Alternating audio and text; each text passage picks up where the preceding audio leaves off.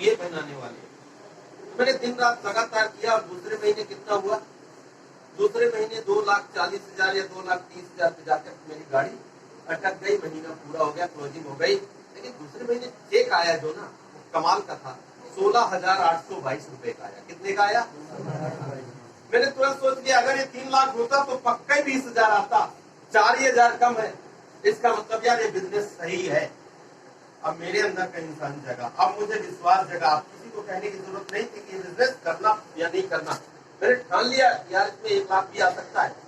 भागना दौड़ना शुरू किया। एक दिन बैठा 2 घंटे काम करेगा तो बोले 1 लाख कमाने के लिए तुम्हें टीम बनानी पड़ेगी और अपने जैसे लोग बनाने पड़ेंगे। मैं बोला अपने जैसे नहीं बन पाया तो बोला तेरा विजन क्लियर हो गया, तू क्यों आ गया? ऐसे तुम्हारे जैसे लोग तमाम पड़े हुए ढूंढना पड़ेगा। अगर तुम्हें मिल गए 5 लोग 10 लोग भी मिल गए तुम्हारे जैसे जुनून वाले तो तुझे 1 लाख रुपए आ जाएगा। हमने कहा कितने दिन में लाना है? तो उन्होंने बोला जितनी जल्दी तू अपने जैसा 10 आदमी ढूंढ ले। मैंने काम करना चालू किया। विश्वास कीजिए लगातार भागता गया। तीसरे महीने 26,000, चौथे महीने 28,000, पांचवें महीने 32,000, छठवें महीने 35,000, सातवें महीने 38,000, आठवें महीने 44,000। नौकरी को रिजाइन किया, मारपीट पड़ी, घर छोड़ करके चला आया। कसम खाया कि पापा जब तक 1 लाख नहीं आएगा आपके दरवाजे पर कदम नहीं रखूंगा। 4 साल इलाहाबाद में 7 मकान बदले, किराए पर रहा था और कैसी जगह पर रहा हूँ यार, भगवान न करे किसी को वो जगह मिले उस तरह का रहने का उसका दिन आए। लेकिन ऐसी भी जगह पर रहा हूँ। और फिर उसके बाद 3 साल में बोले थे कि 1 लाख आता है इसके बाद, टीम बन जाएगी 3 साल। और सच में बताऊं मैं सोचा था कि चलो 3 साल में भी 1 लाख आ गया तो 11 साल नौकरी करके 45,196 पहुंचा था। 3 साल में अगर 1 लाख आ गया तो बहुत अच्छा है। नौकरी को रिजाइन किया था फुल टाइम एकदम। दुनिया भर की तकलीफ आई, दुनिया भर का लोगों ने मजाक बनाया, रिश्तेदार की बातें सुनी, सब कुछ सुना। लेकिन जुनून था, पागलपन था कि अगर वो 6,81,000 6 साल में गया है, मैं 6 साल में 1 लाख आएगा तो भी बिजनेस करूंगा, 6 साल छोड़ूंगा। करता गया करता गया करता गया। और सच बताऊं तो जून 2014 में ज्वाइन किया था और दिसंबर 2017 में 1,03,000 मेरे पास पहुंच चुका था। मुझे विश्वास हो गया। 20 साल पढ़ाई करने के बाद 40-45,000 का आदमी बना और 3 साल वो डिग्री नहीं काम आई, कुछ नहीं काम आया। 3 साल ये करके अगर मैं 1 लाख पे पहुंच गया तो अब तो जिंदाबाद। और आज 6.5 साल हो चुके हैं काम करते हुए। 2 मकान इलाहाबाद के अंदर है, बहुत मस्त है एकदम से, है ना, बहुत बढ़िया मकान है, शानदार मकान है। और अभी एक नया भी मैंने बनाया, देखा है आप लोगों ने? Yes sir. उस दिन देखा था, कैसा लगा था? बहुत बढ़िया, जबरदस्त है ना? Yes sir. मेरे पिताजी को मुझ पर गर्व होता है, मेरे सारे रिश्तेदारों को गर्व होता है। और 6.5 साल के अंदर 2 गाड़ियां, जहाँ पैदल निकला था आज की डेट में 2 गाड़ियां हैं। और बता दूं 2017 के बाद से मोटरसाइकिल में किक नहीं मारा, क्योंकि मोटरसाइकिल रखा ही नहीं। नई मोटरसाइकिल 18 महीने चलाने के बाद मैं बोला घर में रहेगी तो इस पर चढ़ूंगा। और बस सच्चा बस दिन वही है ना, एक बार अगर तुम एक बार सही से बेहतर कर लिया 3-4 साल मेहनत करके तो जिंदगी में मोटरसाइकिल पे किक नहीं मारने देगा। बस इसकी वो पावर है। 2017 के बाद आज तक कभी मोटरसाइकिल में किक नहीं मारा। नई मोटरसाइकिल 18 महीने चलाने के बाद खड़ी कर दिया था और कसम खाया था कि आज के बाद मोटरसाइकिल नहीं चलेगी। विश्वास किस पर था? अपने आप पर। विश्वास किस पर था? कंपनी के ऊपर। कंपनी के ऊपर विश्वास था, क्योंकि मेरे सारे सीनियर वही कर रहे हैं, कोई मोटरसाइकिल में नहीं चल रहा है। तो जैसा बाप होगा वैसे ही बेटा होगा या नहीं होगा? एडुकेशन का बिजनेस है। मैंने देखा मेरे सारे सीनियर चल रहे हैं। एक सीनियर के पास यार 10 साल हो गया, जिन सीनियर को हमारे साथ सर्विसिंग को 8 साल हुआ, 7 साल हुआ है के अंदर। आज की डेट में 5 कारें हो गई।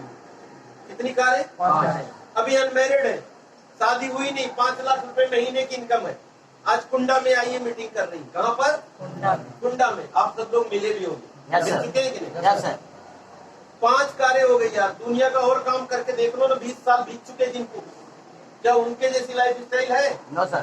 पहली गाड़ी टाटा की बोल्ट 7.5 लाख की, दूसरी i20 9.5 लाख की, तीसरी मारुति की सियाज 12.5 लाख की, चौथी ऑडी A3 4 चलने वाली 42 लाख की, और 5वीं उन्होंने टॉप मॉडल फॉर्च्यूनर लिया 42 लाख की। 1 करोड़ से ज्यादा की तो गाड़ियां हो गई है। अभी सर आपने क्रूजर दे दी है भाई, एक बार फिर से ताली बजा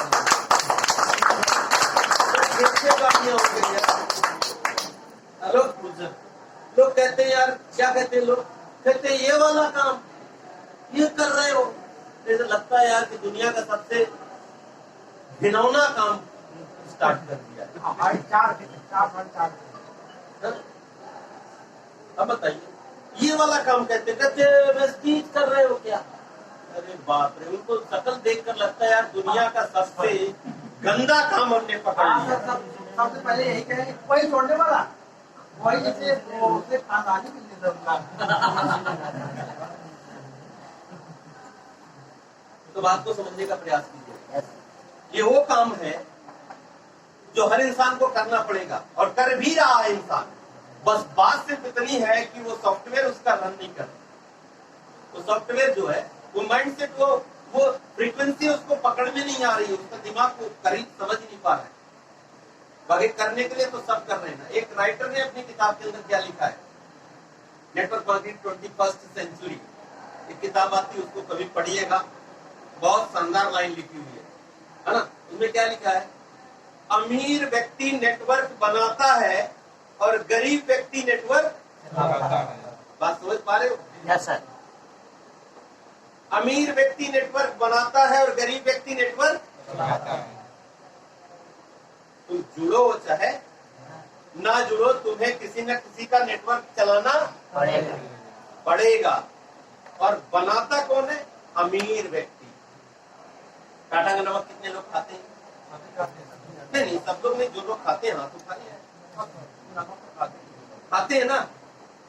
अच्छा, कितने लोगों ने समझा है कि टाटा का नमक सबसे खारा नमक है, सबसे अच्छा नमक है, तभी खाते हैं? क्योंकि अगर थोड़ा भी घटिया होगा तो खाएंगे नहीं, तभी तो टाटा का नमक खाते हैं। और अगर अच्छा खाते हैं तो लोगों को अच्छे के बारे में बताया ही होगा कि यार टाटा से बढ़िया किसी का नमक नहीं। और हम सब लोगों ने ये बात किसी ने किसी को बताई होगी। तो बताने से अगर वो टाटा का नमक लाया तो हम तो जुड़े टाटा के साथ और उसको भी जोड़ दिया टाटा के साथ। जोड़ा कि नहीं जोड़ा? अब वो भी ला रहा है तो उसका भी पड़ोसी टाटा का नमक लेके आया। शुरुआत आपसे हुई, आपसे इन्होंने देखा, इनसे उन्होंने, सब पूरा मोहल्ला पूरा आपका लालगंज हजारा टाटा का नमक खाने लगा आपसे। आप बताओ टाटा ने कुछ आपको दिया? नहीं दिया। लेकिन टाटा के साथ तो आपने जोड़ दिया। पूरा लालगंज हजारा टाटा का नमक खा रहा है, टाटा के घर में पैसे जा रहे हैं, और आप कह रहे हो कि हम जुड़ेंगे नहीं, और आप ये भी कह रहे हो कि हम जोड़ेंगे भी नहीं। तो बताइए आप जुड़े कि नहीं जुड़े? जोड़े कि नहीं जोड़े? तो काम तो वही कर रहे हो, लेकिन आपको उससे कोई बेनिफिट नहीं हो रहा है। तो समझदार व्यक्ति हो या बेवकूफ व्यक्ति हो, आप बताओ क्या होगा? तभी तो उसने लिखा है किताब के अंदर, समझदार व्यक्ति नेटवर्क बनाता है और बेवकूफ व्यक्ति नेटवर्क। तो क्या बने रहना चाहिए हमको? वही जो बने हो वही रहना चाहिए या वही समझदार बनना चाहिए? आप बताओ, आपके शहर का सबसे अच्छा कोई न कोई हॉस्पिटल होगा, कोई न कोई आपके शहर में सबसे अच्छी मिठाई की दुकान होगी या नहीं होगी? जहाँ से आप मिठाई लिए होंगे। और आपका कोई पड़ोसी, कोई दोस्त मिला होगा, कहाँ गए थे? मिठाई लाने गए थे यार, त्योहार है ना, रक्षाबंधन, किसके यहाँ से लाए? अरे वहाँ के यहाँ से, श्री हरि स्वीट हाउस। बोला होगा कि नहीं? वो भी गया होगा और उसने भी किसी को बोला होगा। तो श्री हरि स्वीट हाउस पर लाइन लगी होगी, कारण आप थे। अब उसकी दुकान चल गई, उसके घर में पैसे आने लगे, आपकी वजह से पूरा मोहल्ला वहां से खरीदने लगा। आप बताइए, आप उसके साथ जुड़े और आपने लोगों को जोड़ा नहीं जोड़ा? आपको कुछ मिला? कोई डिस्काउंट मिला? फिर भी आप कहते हो कि मैं जुड़ूंगा नहीं। ये वाला काम यार तुमसे तो उम्मीदें नहीं थी। बोलते हैं कि नहीं बोलते? तो पहले मेरे को लगता था ये दुनिया का सबसे घटिया काम है, लेकिन जब आंखें खुली और ब्रेन ने काम किया तो यार ये दुनिया का सबसे पवित्र काम यही है। किसी न किसी के नेटवर्क में तो काम करना पड़ेगा। लेकिन जिसके नेटवर्क में काम कर रहे हो, जो उसको मिल रहा है, क्या कभी आप वो पाओगे? तो समझदार व्यक्ति क्या करता है? नेटवर्क बनाता है। और बेवकूफ व्यक्ति क्या करता है? नेटवर्क चलाता है। तो आपको क्या बनना है? समझदार। माफी चाहता हूँ यार, अगर बोल दिया कि बनना है तो फिर आज के बाद शर्म नहीं आनी चाहिए। आनी चाहिए क्या? अगर मैं इस नेटवर्क में नहीं आता तो क्या कभी जिंदगी में आपसे मुलाकात होती? अगर मैं इस नेटवर्क में नहीं होता तो क्या आप जिंदगी में मेरी बात सुनते? No sir.